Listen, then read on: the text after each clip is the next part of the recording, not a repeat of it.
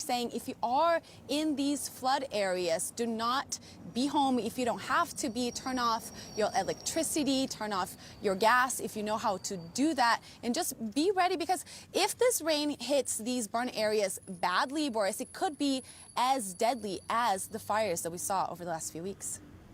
And Julia, the governor, Gavin Newsom, signed a pair of bills allocating some $2.5 billion in recovery funding. What more can we expect as the governor potentially meets with Donald Trump later today?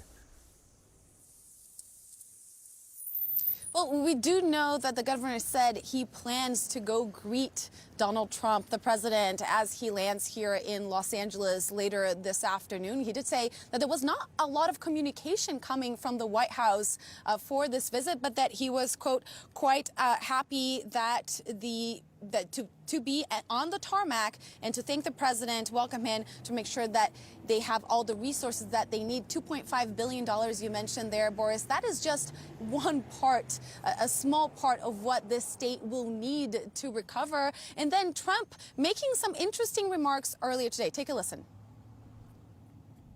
I want two things. I want voter ID for the people of California. They all want it. Right now you don't have voter ID. People want to have voter identification. You want to have proof of citizenship. Ideally, you have one-day voting, but I just want voter ID as a start, and I want the water to be released, and they're going to get a lot of help from the U.S. And Boris, that is in relation to, or perhaps hinting at, what we heard of conditions being attached to funding from the federal government to recover Southern California.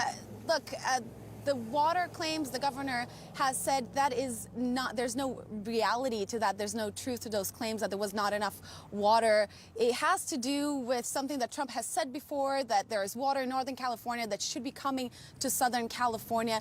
We'll really have to see how these two, the governor and Trump, lead this relationship going forward. We know they've worked together in the past before through disasters here in California and Trump's first term,